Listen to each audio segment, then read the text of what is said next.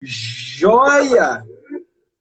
Joia, joia! Iniciamos bem aqui com o nosso som. Eu sempre troco um blues, um jazz, e hoje nós iniciamos a nossa live fazendo já uma homenagem ao nosso convidado, o delegado Denis, que dispensa apresentações, ou apresentarei por óbvio, não é? Mas todos sabem que o delegado Denis foi um integrante, então, do Grupo Polegar, e, e nos brindou muito tempo com várias canções e ainda nos brinda. Nós temos aqui no YouTube, no Spotify, várias músicas aqui, né, para quem gosta, relembrar, né, e todos nós gostamos muito. Deixe-me fazer algumas enquanto vocês vão entrando, enquanto os nossos seguidores vão entrando. Eu peço, dedinho na tela, no coraçãozinho aí, mostra para nós que vocês estão presentes, que vocês estão ouvindo bem, não é? Delegado Denis, tá legal aí o som, está me ouvindo bem? Olá, doutor Marcelo. Sim, estou escutando, o som está perfeito, estou escutando perfeitamente, tudo tranquilo. Ok, o seu também. Deixe-me dar uns recados rápidos aqui só.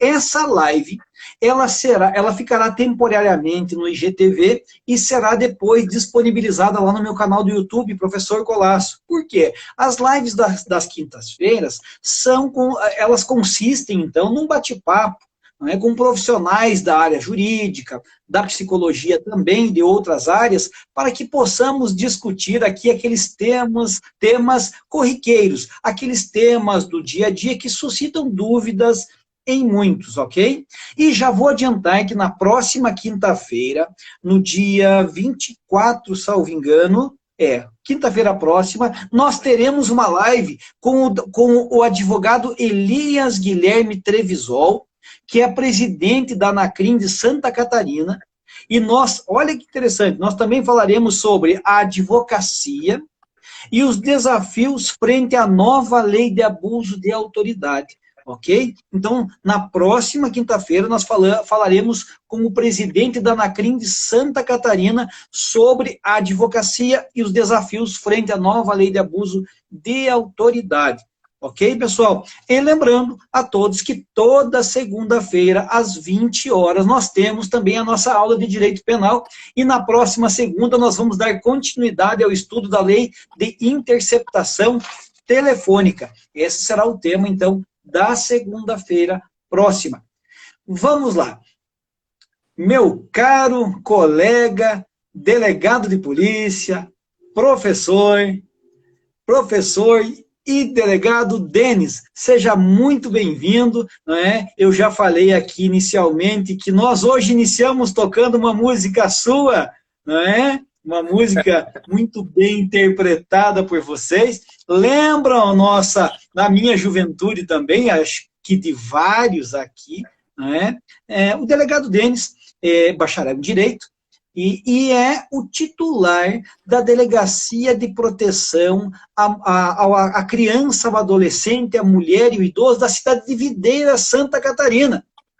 E eu sou o titular também da especializada de proteção à mulher, criança, adolescente e idoso aqui de Caçador. Nós estamos em cidades vizinhas e partilhamos, então, de algumas nuances que o dia a dia nos traz em relação à aplicação da Lei Maria da Penha. E hoje o nosso tema é justamente a Lei Maria da Penha, com um título sugestionado, inclusive, pelo delegado Denis, muito bem sugestionado, um título muito bom, não é? Que é essa Lei Maria da Penha. Então, na prática, a teoria é diferente. Meu amigo, colega, seja bem-vindo. Então, gostaria que você se apresentasse aos nossos espectadores aqui do Instagram, não é? E fizesse suas considerações iniciais sobre o nosso bate-papo. Olá, doutor Marcelo. É um prazer poder aí partilhar um pouquinho desse tempo aí contigo, para a gente discutir um pouco esse tema que é tão importante. Na verdade, sempre foi, não é nos dias de hoje, né? Sempre foi, né? Desde os primórdios, eu acho que sempre existiu conflito. Antes de eu chegar nessa terra, você chegar nessa terra, né? Já existiam esses conflitos entre o homem e mulher, entre aquela controvérsia no âmbito familiar, sempre teve, né? Eu acho que o homem, onde tem a sociedade, sempre vai surgir conflitos, conflitos de interesses de ambas as partes, enfim, das partes envolvidas. Então, é um prazer poder falar sobre esse tema tão importante contigo. Agradeço de antemão o seu convite, tá? Fico até lisonjeado, muito, muito feliz de poder aqui falar contigo um pouquinho sobre isso. E realmente, como se disse, né? Somos delegados de cidade vizinha, né? Exercendo as mesmas funções.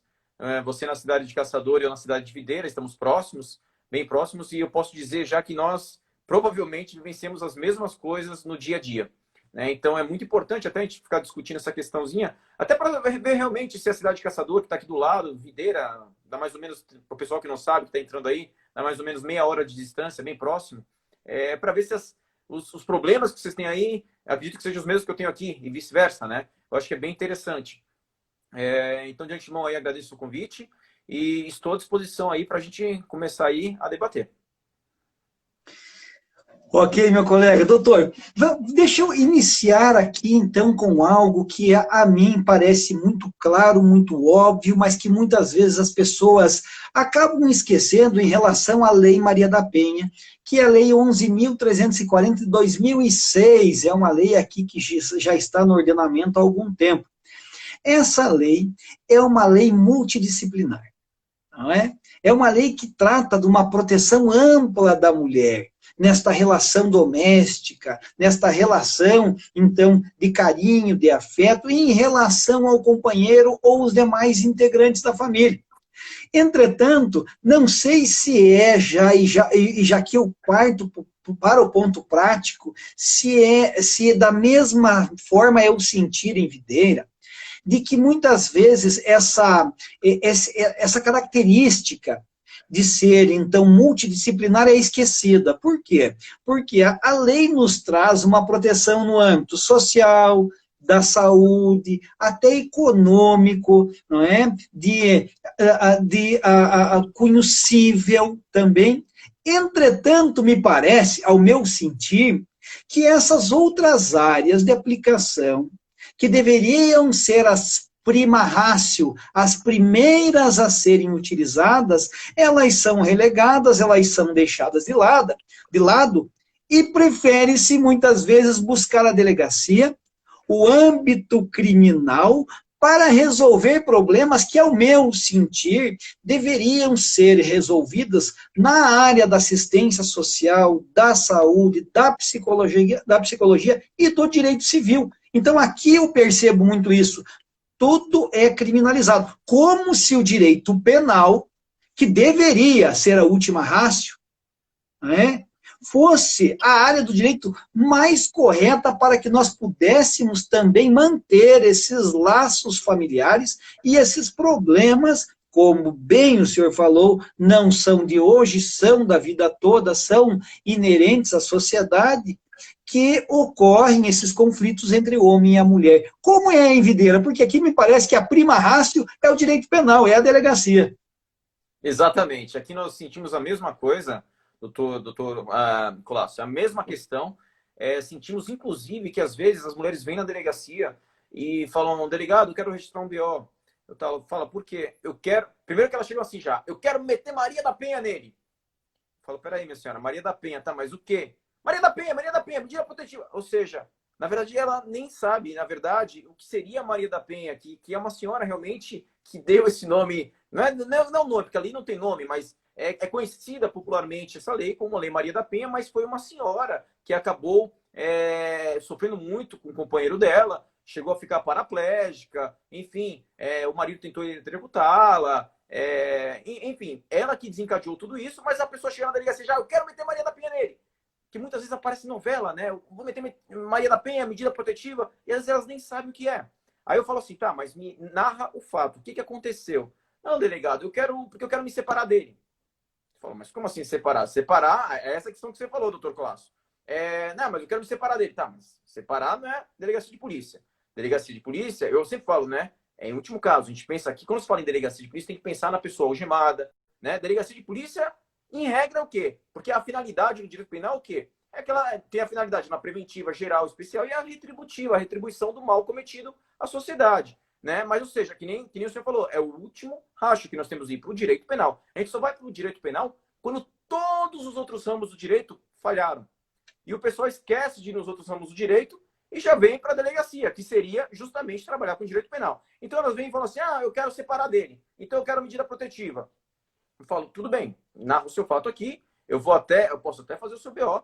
Mas aí eu pergunto, né? Mas ele te bateu, te ameaçou, te xingou? Não, delegado, a gente não está se dando bem mais, eu quero medida protetiva para afastar ele de casa.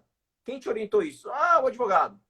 Né? Aí, claro, a gente não pode generalizar, né? A gente nem sabe se realmente foi o advogado que falou para ela isso. Né? Mas o que acontece? Muitas vezes elas chegam, falam que foi o advogado que pediu e fazem o BO. Eu não costumo, eu nunca cerceio o direito de registrar o BO dela. Ela pode registrar à vontade, narra o fato, claro, depois nós vamos despachar o BO. E eu costumo também, por mais que não haja um crime, geralmente eu encaminho para o juiz, porque é o juiz que vai decidir se vai conceder ou não a medida protetiva. É isso que eu costumo fazer na delegacia. Mas o que acontece? Muitas vezes, realmente, como você falou, o juiz indefere. Indefere quando não tem crime, pelo menos não sei como que é aí, o Poder Judiciário atua aí, mas aqui, geralmente, quando não tem crime, e muitas vezes quando a vítima também não quer representar contra o autor, por um crime, ou requerer uma instalação de procedimento policial, por uma ação penal privada, que ela não vai tentar futuramente, por um crime contra a honra, enfim, muitas vezes o juiz também não dá deferimento àquele pedido dela, porque ele fala, se ela não tem interesse em processá-lo, por que nós vamos conceder uma cautelar, né? Então, geralmente, não consegue. Claro, a gente não pode generalizar também, não são todos juízes, estou falando de alguns juízes. Mas, assim, claro, decisão judicial nós temos que respeitar. Mas é isso que você tinha falado, é bem essa questão. Elas têm o costume de ir na delegacia para qualquer questão. Vai falar de separação? Delegacia. O sentimento que eu tenho é porque a delegacia é muito mais fácil, realmente, né? É um órgão público, as portas estão sempre abertas, né? Nós temos plantão, nós temos delegacia meia-noite, 1h da manhã, sábado, domingo, feriado, Natal, Ano Novo. Então, o primeiro lugar que elas vão é na delegacia. Mas é justamente essa sensação que eu tenho e que você também tem aí, que a delegacia tem que ser para o direito penal. Exato, doutora. Eu também penso dessa forma e também verifico aqui essa sistemática. Nós recebemos as mulheres, muitas, né, e muitas vezes falta de informação, não estamos aqui a criticar, né, porque às vezes falta mesmo essa informação. Muitas aqui também nos procuram ou procuram a Maria da Penha, elas querem falar com a Maria da Penha, não é? Alguns acham engraçado, mas é de certa forma preocupante, porque no nosso nós temos esse direito penal simbólico, não é? Uma explosão legislativa de cunho simbólico que acaba, então, influenciando sobremaneira na sociedade, não é? E acaba, de certa forma, interferindo no pensar e no agir social. Então, nós temos também muito isso aqui, das mulheres procurarem por questões que são cíveis, ou muitas vezes por aquele chamado susto lá no marido, no companheiro, que é quase que normal. Mas nessa circunstância, nessa ambiência, nos surge aqui uma discussão muito importante em relação até uma ADI que já é velha, não é? Julgada pelo STF lá em 2012, a 4424 e a ADO 19, que tratam justamente daquela a natureza jurídica do crime de lesão corporal contra a mulher, que torna-a incondicionada. Quer dizer o quê? Que uma vez noticiada a lesão corporal pela mulher na delegacia, nós, autoridades policiais, temos que obrigatoriamente conduzir o inquérito e apresentá-lo junto ao judiciário. E aí, aquela questão familiar, e não estou aqui a defender o ato nenhum de agressão, mas aquela situação familiar que se dá em momentos, muitas vezes, isolados de uma relação, em que, inclusive, há lesões recíprocas, não é? Ou, no caso de vias de fato também, em que existem alguns pequenos empurrões, algo assim, esse processo fatalmente chegará ao judiciário contra a vontade dessa vítima. Nós temos presenciado muito isso, não é? Quando, logo após o registro, logo após aquele momento inicial de ira, de fúria, que acomete a vítima também, não é? E ela acaba se dirigindo à delegacia, registrando o BO, sequer vai ao IGP, o Instituto Geral de Perícias, para fazer o exame, para comprovar a materialidade, e aí nós temos um processo no fórum. E nos deparamos com o quê? Nós nos deparamos com a própria mulher, brava muitas vezes conosco, reclamando, olha, eu não quero mais, e vocês continuaram esse processo. Vocês, né? Não sei se o senhor se depara, doutor, com isso, às vezes elas ficam bravas com a gente, porque a gente não quer arquivar, mas nós não podemos mais. Esse fator é também preponderante, é corriqueiro aí? Doutor Marcelo, é uma questão bem interessante, essa questão aí que o senhor tocou realmente, porque a mesma coisa que vocês passam, a gente passa aqui, acredite. Então, realmente, o Supremo veio, né, em 2012, julgando essa DIN aí, realmente, e entendeu que a lesão corporal tinha que ser procedida mediante ação penal pública incondicionada. E eu sinto que isso, de uma certa forma, não é criticando ou não, né, nós estamos simplesmente debatendo aqui, gera um pouco de um problema social, muitas vezes, porque é justamente isso, às vezes o casal volta, né, o casal muitas vezes não tem nem como, com ganho, ainda mais nessa pandemia, muita gente passando dificuldade, desempregada, não tem nem como sustentar não tem como sustentar a própria casa, não tem como pagar o aluguel porque está desempregado muitas vezes, e às vezes o casal voltou e aquele processo, o crime está seguindo contra o autor do fato, né? Contra aquele rapaz, muitas vezes é o que trabalha na casa, muitas vezes a mulher está em casa para cuidar da criança, não estou generalizando, mas muitas vezes, e às vezes ele está desempregado e ainda respondendo o processo crime e ainda tem que contratar um advogado para defendê-lo. Né? Então, assim, gera um problema social muito grande que a gente vê muitas vezes, né? Muitas vezes.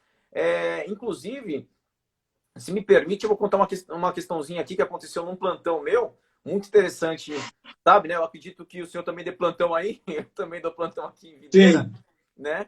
Então, num desses plantões que eu estava dando, era mais ou menos meia-noite, eu estava lá na delegacia, aí, quando foi mais ou menos uma meia-noite e meia, eu estava na delegacia, chegou a polícia militar, conduzindo um rapaz, ele estava com roupa com bastante sangue, chegou a mulher também com a cabeça, nunca me esqueço, toda suturada, né, com enfaixados, tinha sido suturado o corte dela na cabeça, a camisa dela era branca, muito sangue, chegaram os dois na delegacia, e aí eu perguntei para o policial militar, o que aconteceu? Não, aconteceu o seguinte, delegado, eles estavam num bar, brigaram, e esse rapaz quebrou uma garrafa na cabeça dela. Por isso que ela tomou vários pontos. Tivemos que passar, reparem isso, doutor Colasso, tivemos que passar, isso foi no interior, tivemos que passar no hospital para ela ser suturada, claro, foi o primeiro atendimento, ela estava com muito sangue, passaram no hospital, ela foi suturada a cabeça dela. Depois disso, depois dos atendimentos, os primeiros socorros levaram para a delegacia, já naquela ocasião, cheio de sangue e tal, e o rapaz também sendo conduzido, né, preso, pelo crime de lesão corporal. E quando chegaram na delegacia, eu falei, tudo bem, vou começar a lavrar o flagrante. Comecei a lavrar o flagrante. O senhor sabe, né? O flagrante demora, né? O pessoal que está entrando aí agora, um flagrante não é rapidinho, não é só apertar um botão e terminou. Nós temos que escutar as pessoas, tem que chamar o médico legista, fazer exame, produzir prova, escutar testemunhas, escutar o policial militar. Enfim, é um procedimento que demora muitas vezes 2 horas, 2 horas e meia, dependendo do procedimento. Né? Então, eu estava fazendo. E minha sala era com vidro transparente, assim, né? Não era fumê nem nada. E eu comecei a ver o casal, um sentado do lado do outro. De repente, os dois começaram a dar mão. Passou mais um tempo, eu falei, olha, aí vai ter coisa. Deu 10 minutos, a mulher entrou na minha sala. Falou, delegado, eu não quero mais que ele seja preso. Eu falei, olha, infelizmente, agora o que prevalece aqui não é a vontade da senhora, é o interesse do Estado. Né? Justamente que a gente estava falando aqui do Supremo, que editou esse entendimento dele, né? Editou esse entendimento, que quando tem lesão corporal, a ação penal pública é incondicionada. O STJ veio nesse caminho, editou a súmula 542 no mesmo sentido também, né? 2 tribunais superiores aí que nós temos que respeitar. E acabou. E o que aconteceu? Ela entrou na sala e falou que não queria mais que fosse preso. Eu falei, ó, infelizmente vai ter que ser preso, tá? Porque agora sua vontade não pode mais prevalecer. É o entendimento que nós temos do Supremo Tribunal Federal e nós temos que respeitar. Aí ela começou a chorar, chorar. Eu sei que ela voltou, ficou de mão dada com o rapaz o tempo todo, foi arbitrada a fiança, ela saiu da delegacia, não sei onde ela foi, porque naquele horário o banco não está aberto para sacar o valor da fiança que eu tinha arbitrado. Ela voltou com dinheiro, não sei como, voltou com dinheiro, porque a gente não aceita cheque, né? Ela veio com dinheiro em espécie, voltou com dinheiro e pagou a fiança do rapaz. E o rapaz saiu de mão dada com ela para a delegacia, com a cabeça toda furada, cheia de sangue. E aquilo me marcou muito. Então, você veja, é o que nós estamos falando aqui. Né? A vontade do casal não pode, no caso, não está prevalecendo, porque tem que prevalecer o entendimento aí que, claro, foi firmado e nós temos que respeitar. Mas isso, de uma certa forma, gera um pouco de problema social, muitas vezes, como nesse caso, né? Que teve que levantar o dinheiro da fiança e muito provavelmente tiveram que depois acabar com um advogado. Aí, de certa forma, nós nos deparamos, né, doutor, com um conflito de interesses entre a disponibilidade da rigidez física dela, muitas vezes uma lesão leve, né, com uma vontade do Estado em cumprir uma determinação que, na verdade, foi a ele imposta de proteger a mulher. Mas proteger só no âmbito penal, é isso justamente que é a minha indagação e que me causa certa espécie. Por quê? Porque se o Estado tem uma preocupação tão grande em proteger a mulher, e deve ter essa preocupação, ele deveria também ter meios adequados para dar subsídio a essa mulher. Como o senhor bem falou, vejo, muitos dos casais estão agora nessa pandemia dependendo muito mais um do outro, com um contato maior, muitas vezes o conflito nasce desse contato ininterrupto. E aí? E se a mulher, então, separa, se essa mulher está longe agora do marido, os filhos afastados, de que forma o Estado vai suprir essa deficiência?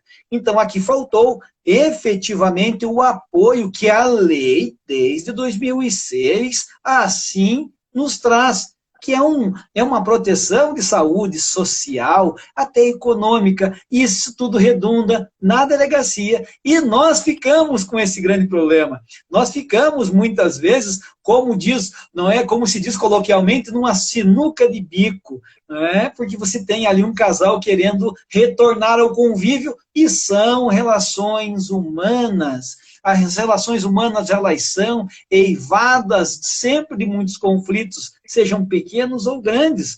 Eu também já tive casos assim, em que a mulher correu buscar a fiança do marido e efetuou o pagamento para vê-lo, então, livre e voltarem para casa. Também tive isso. Não é? Mas, doutor, sabe algo também que me chama muita atenção?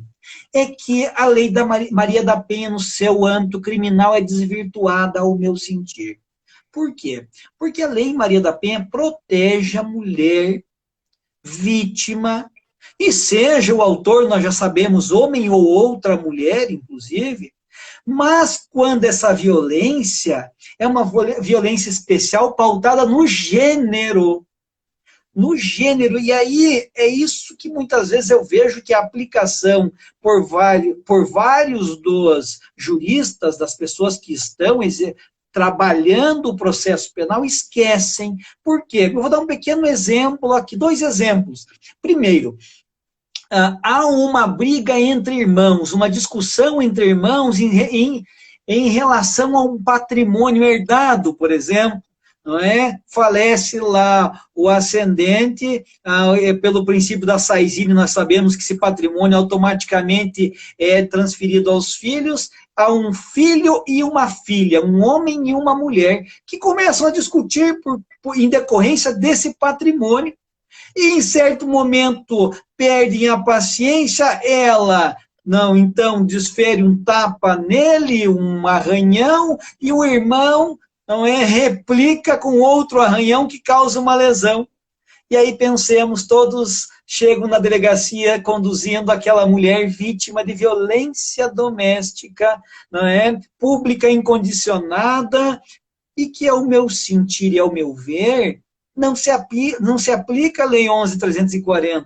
Por quê? Porque ela é pautada no gênero feminino. Ou seja, o que eu posso usar de exemplo? Se fossem 2 irmãos homens, a motivação seria a mesma, patrimônio, e não gênero. Ele não agrediu ela pela condição de mulher, mas em decorrência daquele conflito proveniente da discussão patrimonial a vida entre eles. E parece-me que isso é tão difícil de fazer com que vários aplicadores, não é? Não digo todos, não vou generalizar, mas muitas vezes vai para o MP e isso é denunciado como violência doméstica e no judiciário é sentenciado como violência doméstica, utilizando-se, não é? Aqui a lei 11.340, quando sabemos que, na verdade, não tem uma violência de gênero. Eu uso um outro exemplo sempre, que é em relação ao racismo também, para que fique clara essa relação de gênero, né, de violência de gênero, ou a motivação da violência, ou da discriminação.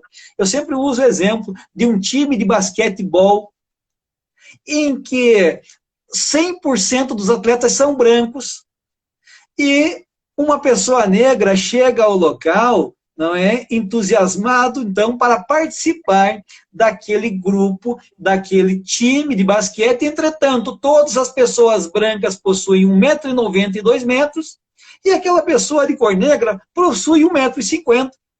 E o técnico logo diz a ele assim: o senhor não joga no meu time, o senhor não tem as características que eu necessito para o meu time. Essa pessoa pode correr até o judiciário e dizer: olha, eu fui discriminado porque sou negro em relação à minha raça. Não. A discriminação foi em relação à altura, que poderia ser também efetuada contra qualquer um, seja branco, negro, índio, enfim, não está ali a se caracterizar uma violência de gênero. Então, eu sempre uso esse exemplo, acho que fica muito claro. É o que acontece na Lei Maria da Penha. Mesmo quando o agressor é o pai contra a filha, e eu vejo também o marido e a mulher discutindo por finanças. Ou seja, não há ali uma relação de gênero. Não é como aquele troglodita que chega em casa, a mulher não fez o jantar, e ele agride a mulher dizendo: olha, eu quero jantar porque mulher deve fazer a comida do marido. Não é? Então, eu me deparo muito com isso aqui, acabo fundamentando muito, e lhe pergunto: como é isso? Eu recebo muitas destinações, inclusive de outras delegacias, nesse sentido, de fatos que, ao meu sentir, não caracterizam, então, violência de gênero, não estão enquadrados na 11.340, mas que chegam ao nosso conhecimento. Aí é normal isso também? Também, doutor Colasso, também. É muito comum. Você vê, a gente muda a cidade, a gente percebe que os problemas são os mesmos, né? Então, realmente, acontece muito isso, muito isso. Chega também de outras delegacias. É muito comum, realmente, como você falou. E a lei é clara, né? A lei é clara. Quando a gente vai para o artigo 5º da lei, ela tem lá 3 incisos, que ela fala o que é a violência doméstica e familiar contra a mulher. É toda e qualquer ação ou omissão baseada no gênero. Pronto, não tenha dúvida. Toda e qualquer ação ou omissão baseada no gênero que cause morte, lesão física, né? Sofrimento corporal, de lesão física, violência sexual, enfim. Mas tem que ter essa violência baseada no bendito gênero. Né? E o que o que o senhor acabou de falar. E, infelizmente, não é observado. Eu acho que acaba sendo o feijão com arroz do dia a dia, né? Ah, é homem e mulher, pronto, Maria da Penha. Ah, é homem e mulher, sexo homem e mulher, Maria da Penha, Maria da Penha. E acaba entrando na vala comum. Quando, na verdade, não está sendo observado o artigo 5º, que é coisa simples. O artigo 5º é bem claro, ele é cristalino. Ele está lá. Aí tem lá o inciso 1, 2 e 3, quais são os casos que é considerado. Né? Ação e omissão baseada no gênero, causa de sofrimento físico, morte, violência sexual, tal, que tenha laços de família, convivência entre os dois, enfim, está tudo lá, é muito claro, é só ir na lei. Só que, infelizmente, eu não sei o que acontece, realmente, que tem esse costume de qualquer violência que é um homem que agrediu uma mulher, cair na Lei Maria da Penha. Inclusive, tocando nesse assunto, eu achei até, puxando um pouquinho o gancho, eu achei muito interessante essa questão, porque muitas vezes as mulheres esquecem também que o homem, ele também é tutelado pelo direito penal. A integridade física do homem também é tutelada pelo direito penal. Não estou aqui defendendo os homens, não.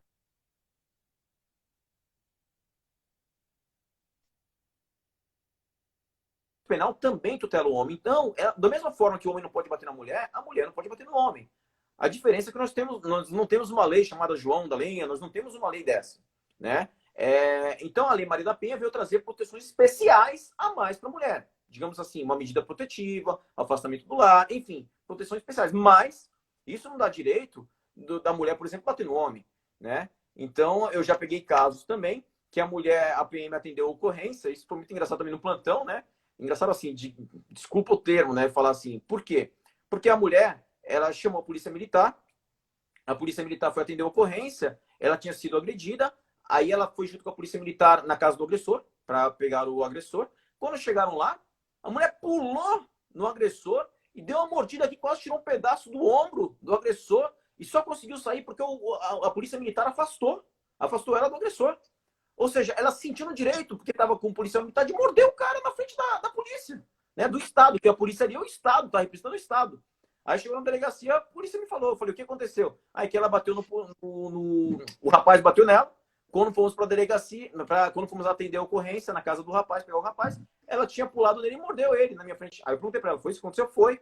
Aí eu falei, o senhor está preso, a senhora também está presa. Arbitrei fiança para os dois. Lavei o flagrante dos dois. O policial não acreditou. Eu falei, infelizmente, a lei, ela tutela, o direito penal tutela a integridade física do ser humano. Do ser humano. A diferença é que a Lei Maria da Penha, ela vem proteger com alguns benefícios a mais para a mulher, de medidas de segurança, claro, de urgência, porque muitas vezes o homem realmente ameaça a mulher e pode consumir aquele fato, né, aquela morte que ele está falando que vai fazer, que vai acontecer, e se eles moram no mesmo ambiente, tem que ter medidas mais urgentes. Isso é fato, né? Mas foi muito bom tocar nesse assunto aí, que eu achei muito interessante, doutor Colasso. Porque até a Andréia Cavaletti, que está nos ouvindo, comentou aqui, nos boletins de ocorrência, todos estão lá, consignados em todos, violência doméstica. Sim, Andréia, sabe por que em todos estão consignados violência doméstica? Porque é o que o delegado Denis falou agora. O artigo 129, parágrafo 9º do Código Penal, ele tutela a violência doméstica e familiar. Seja esta violência, essa lesão corporal perpetrada, cometida da mulher contra o homem, do homem contra a mulher, ou seja, esse artigo 129, nono, ele não faz uma distinção de gênero. A Lei Maria da Penha, na verdade, ela vem trazer um regramento, vem recrudescer, tornar mais severo o regramento em desfavor do homem que agride a mulher. Por esse motivo que também se denomina violência doméstica a agressão cometida pela mulher em desfavor do companheiro, em desfavor do irmão, em desfavor do pai. Então, a pena, inclusive, é a mesma, 1 a 3 anos. Entretanto, como eu falei, é só o regramento. Mas isso é muito importante, que eu também já me deparei com isso e já efetuei, doutor, a prisão dos dois. Já fiz a mesma coisa, arbitrei fiança os dois, então foram para casa, não é? É efetivamente o que acontece muito. Mas muito importante que o senhor falou das medidas protetivas de urgência. Eis um ponto fundamental, fulcral no nosso dia a dia. Por quê? Porque nós temos aqui nos deparado com alto índice de pedidos de medidas protetivas de urgência, inclusive muitos sem um fundamento ao nosso sentir de efetivo temeridade ou uma periculosidade ao menos abstrata que se possa determinar. Vou dar um exemplo para ficar fácil. Eu tive uma vítima me procurando, relatando que havia rompido um relacionamento amoroso há mais de 6 anos, o namorado estava em outro estado da federação, no norte, nordeste, e teria mandado uma mensagem para ela, via celular, não é? Dizendo algumas coisas que não gostou do relacionamento, de 5 anos, que ela teria feito tal ato, e que ele não gostou, e que ela, então, iria ver aquilo, e aí eu indaguei a ela, e ele disse que viria para cá. Não, ele não tem nem como vir para cá. Mas há alguma possibilidade, depois dos 5 anos, ele nunca mais ouvi, morávamos, inclusive, em outro estado da federação, não sei sequer o endereço dele, mas quer uma medida protetiva. E aí você explica que a medida protetiva, ela foi, assim, inserida no ordenamento para proteger aqueles casos em que há, ao menos, uma probabilidade de um risco. Nós estamos falando de probabilidade, nós estamos preocupados com a idoneidade física da mulher, não é? Mas que haja uma probabilidade para que não tornemos essa medida banal Não tornemos essa medida, então, uma medida em que as pessoas não acreditem mais e que, de certa forma, acaba diminuindo a proteção. Porque aí, se eu mando ao juízo 50, 100, 200 pedidos semanais, sem motivação, nós não teremos, um, como fiscalizar, e dois, como dar atenção àqueles casos que efetivamente dependem desta medida protetiva. Como é essa busca aí? Porque aqui a busca é incessante pela medida protetiva, mesmo sem esses requisitos mínimos. Concordo totalmente, doutor Colasso. Realmente, eu acho assim, minha opinião, eu acho que a lei é muito boa. A Lei Maria da Penha é uma lei excelente, que veio para ficar realmente, só que o problema é que ela não pode ser banalizada. Não pode ser banalizada. Que nem eu falei, chega na delegacia, quero Maria da Penha nele. Mas o que aconteceu? Calma. Maria da Penha nele. Ou seja, calma, não é uma fábrica de fazer Maria da Penha, uma lei Maria da Penha, né, na delegacia de polícia, medida protetiva. Nós temos que analisar os casos aos casos, realmente, caso a caso, para ver se realmente há necessidade, se realmente ela está correndo risco de vida. Porque, no meu entender, essa medida protetiva de afastamento, de não ficar junto, por que veio proteger a mulher nesse sentido? Muitas vezes o autor ele ameaça de matar a mulher e realmente acontece. Eles estão morando dentro de 4 paredes, o casal. Então tem que ter uma medida urgente do Estado, pronta, para atuar naquele momento e afastar o casal realmente. Eu concordo. Mas, por exemplo, delegado, ele me xingou, então eu quero medida protetiva. Não, peraí. Qual é o risco que ela tem de morte porque ele xingou ela? Não, tem o crime? Tem o crime. Concordo, tem um crime. Mas existe essa necessidade da medida protetiva de afastar já o casal, um não ver o outro, um não vai ter contato com o outro, porque senão ele vai tirar a vida dela, vai matar porque teve um xingamento? Certo? Então, assim, o ponto de vista que eu tenho, assim, são crimes, né? Então não pode banalizar a lei. A lei é muito boa, a lei é excelente, mas não pode ser banalizada, né? É considerada uma das 3 melhores leis do mundo, né? Eu estava lendo uma reportagem outro dia, só perto da lei da Espanha e da lei do Chile, se não me engano, ou seja, uma das melhores leis do mundo. O problema é que ela não pode ser banalizada, né? E agora, que nem o senhor falou, tem muito sim pedindo medida protetiva aqui. Eu confesso que por a média que nós temos aqui, eu não sei como dá em caçador até maior que videira, mas aqui a média que nós temos é de 7 a 8, mais ou menos, por semana. É mais de uma por dia. Todo dia tem uma medida protetiva, no mínimo, né? Eu acredito que seja mais ou menos o mesmo número ou mais aí em caçador. Nós temos, doutor, mais ou menos esse mesmo número, até mais, a depender do dia, na segunda-feira, não é?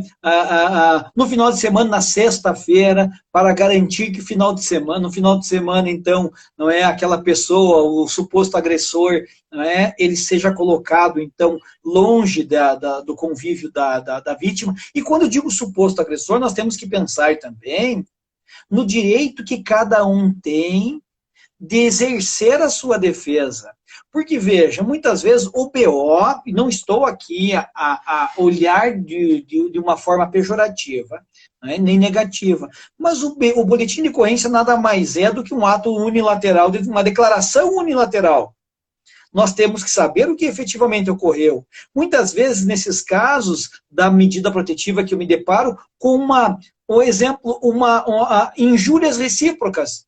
O que aconteceu? Você acaba observando, constatando, que ocorreram injúrias recíprocas. E aí você indaga, mas alguma vez vocês brigaram? Não. Ele te ameaçou alguma vez? Não.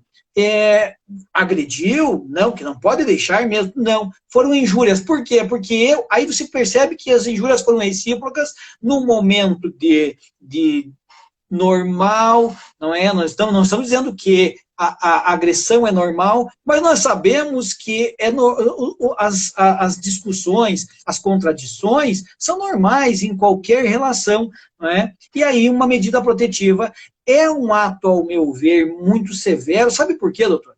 Porque foi recentemente, em 2018, foi inserido no 24A, artigo 24A, lá na Lei Maria da Penha, que é um crime de descumprimento de medida protetiva de urgência. E o que me causa uma certa espécie ao efetuar a leitura dessa lei, que, de regra, ela tem uma pena muito pequena, de 3 meses a 2 anos. Se olharmos a pena máxima que não suplanta 2, nós estaríamos falando de uma IMPO, de uma infração de menor potencial ofensivo. Aí o STF diz que não se aplica 9.099 à Lei Maria da Penha. Então nós não temos aqueles institutos despenalizadores. Mas a lei, de forma muito grave e desproporcional, diz que não cabe, então, fiança na delegacia. Ou seja, no caso de uma injúria dessa, basta que tenha uma medida protetiva, que haja, então, uma aproximação motivada por inúmeros motivos, muitas vezes por ambas as partes, acionada a polícia militar e essa pessoa está fatalmente no presídio. Então, me preocupa um pouco essa sistemática justamente pela banalização. E sempre uso uma expressão, nunca generalizo, porque quem generaliza erra. Né? Nós temos que ter sempre um olhar mais calmo, um olhar mais clínico, caso a caso, casuisticamente. Existem mulheres que sofrem, sim, e muito, na mão de homens que são perversos. Não é? Muitos são. Mas o grande problema é que quando há um número muito grande de medidas solicitadas sem uma efetiva razão, nós não conseguimos dar a resposta estatal aos casos reais. E como é aí esse pedido, esse 24A, também há uma incidência muito grande, porque aqui é muito grande, em decorrência do grande número de pedidos de medidas. Concordo. Tem muitos pedidos aqui também. E detalhe, né? Detalhe.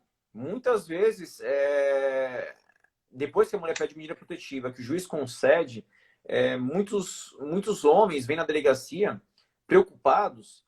Não sei se acontece aí, mas eles falam aqui, delegado, eu recebi a medida protetiva, eu quero cumprir a medida protetiva, eu não posso manter contato com ela, mas olha aqui meu celular. Ela está me ligando, ela não para de me ligar, ela está atrás de mim, ela foi no meu trabalho. Eu não quero descumprir, eu não quero ser preso, delegado, o que eu faço? E assim, desesperado, o rapaz desesperado.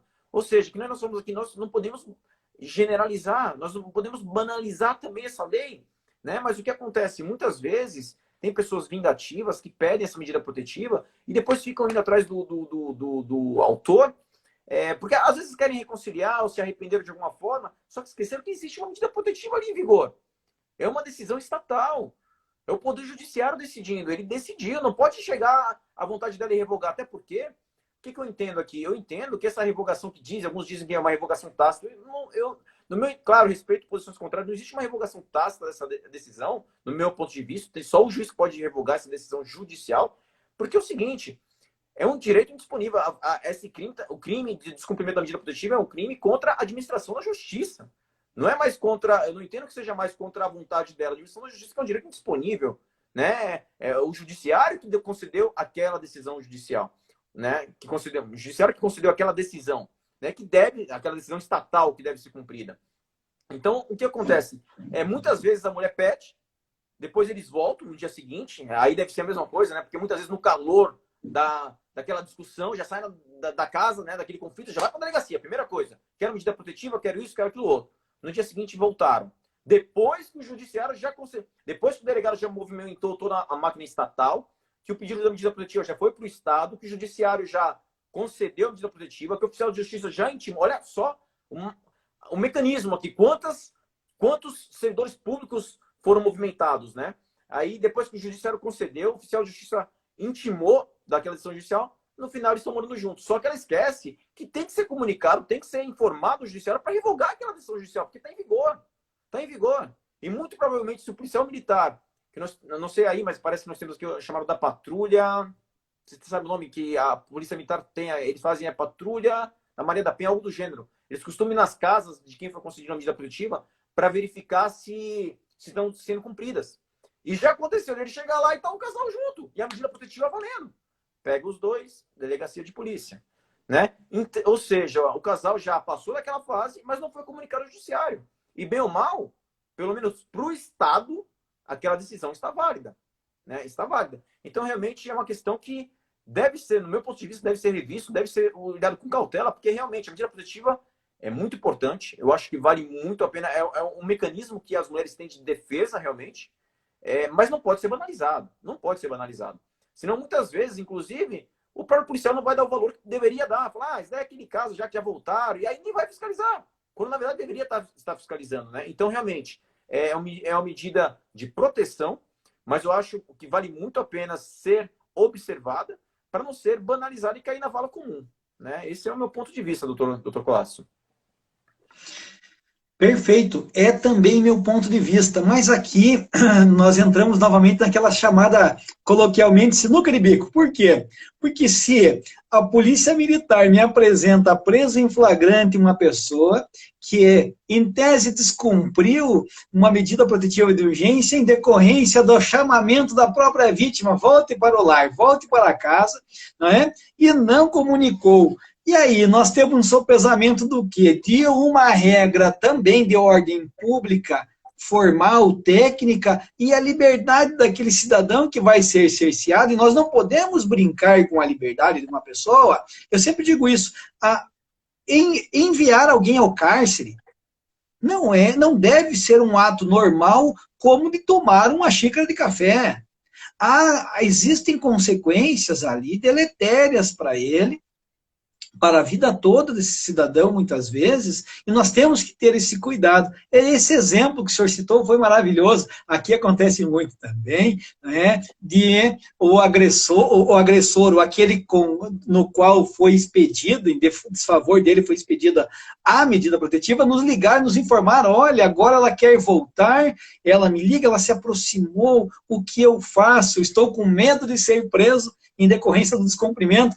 E, de certa forma, falo, eu também quero voltar para ela. São relações familiares difíceis de serem trabalhadas, não é? Porque nós também somos e devemos ser seres humanos, nós temos que ter uma empatia com as pessoas. A nossa função, principalmente delegados de polícia, que nós estamos muito próximos da população, estamos muito próximos dos problemas sociais, é efetivamente de entender esses problemas, ter empatia com a sociedade e tentar resolvê-los da melhor forma. E, doutor, eu fico muito feliz porque nós pactuamos de várias ideias assim da mesma forma, nossos pensamentos são convergentes. Isso me deixa muito feliz, porque é isso que a sociedade espera da Polícia Civil, é isso que a sociedade espera da nossa função, que nós possamos cumprir o nosso mistério sempre em prol da sociedade. Isso é muito bom. Isso, para mim, foi uma honra conversar contigo. E lhe dizer que nós estamos rumando para o fim do nosso tempo, porque a live fecha daqui a pouco. Infelizmente, dizer-lhe que passou assim, foi uma live das mais rápidas que já fiz, tendo em vista assim, o seu método de expor os temas, né? E quão bem colocados os termos e as situações. Então, eu só quero pedir-lhe, então, abrir espaço para seus agradecimentos, suas considerações finais em relação ao nosso tema, doutor. Doutor, eu queria agradecer aí, realmente foi fantástico aí a nossa conversa aqui, esse bate-papo. Do mesma forma aí, queria parabenizar pelas suas palavras, pelas suas colocações, explicou muito bem todas as questões, está de parabéns também. Foi muito bom poder conversar contigo sobre esse tema que chama tanto atenção na sociedade no dia a dia, que infelizmente, realmente, nós sabemos que a lei não pode ser banalizada, mas realmente muitas mulheres são agredidas rotineiramente, diariamente, infelizmente, realmente isso abala muito a nossa sociedade. Nós sabemos que a mulher realmente, eu tenho muito respeito pela mulher, a pessoa, acho que o que eu mais amo no mundo é uma mulher que é a minha mãe, realmente, e o amor que ela tem pela gente, as mamães, né, todas em geral, eu acho que não dá para explicar, eu acho que nós nunca vamos ser mãe na vida, né, mas o amor que uma mãe tem para um filho realmente é uma coisa inexplicável. Porque muitas mulheres são agredidas mesmo e precisam dessa proteção, dessa ajuda do Estado. Então, mais uma vez aqui, deixo os meus agradecimentos pela oportunidade de poder estar falando contigo aí. O senhor tão prestigiado aí, eu vejo suas lives direto aí, todas as semanas aí, está na live, está dando aula. É um prazer enorme poder estar falando contigo sobre isso e poder dividir esse espaço, esse tempo contigo aqui. E quero deixar aqui o meu abraço e a minha disposição a qualquer momento quiser falar sobre algum tema, estou à disposição para discutirmos. Doutor Denis, a recíproca aqui é totalmente verdadeira. Fiquei muito feliz desse bate-papo, não é? Já falei da forma com que o senhor aqui trouxe as matérias, pautando-se mesmo no nosso dia a dia, naquilo que os manuais muitas vezes não trazem, naquilo que somente quem está aqui, não é, na ponta do atendimento ao público, às vítimas, às pessoas, conhece. Então, muito obrigado. Já deixo aqui o meu convite, porque eu convidarei, sim, mais vezes para outras lives, porque o tempo foi exíguo mesmo para tanto que tínhamos para falar. Então, já vai ficar aqui o meu agradecimento e o meu convite para uma próxima live. Ok? Doutor, um grande abraço, tudo de bom, uma boa noite e um bom trabalho aí na DPCAM de Videira. Obrigado, digo mesmo aí. Bom trabalho aí na DPCAM de Caçador. Tudo de bom, um grande abraço e boa noite. Boa noite, meu querido. Pessoal, nós aqui então agradecer ao delegado uma live excepcional mesmo, por quê? Porque nós estamos efetivamente trabalhando no dia a dia com essa lei, nos deparando com as mazelas, não é, sociais, legislativas e aquilo que efetivamente nós temos de material humano e condições para resolver esses conflitos sociais, ok? Quero deixar-lhes aqui o aviso, então, que essa live, ela ficará por alguns instantes no IGTV e aqui no Instagram, entretanto, ela será transportada lá para o canal do YouTube. Então, o canal do YouTube é Professor Colasso. Então, eu peço para que vocês acessem lá. Quem não pôde assisti-la toda nesse momento, poderá assisti-la posteriormente lá no canal do YouTube, Professor Colasso.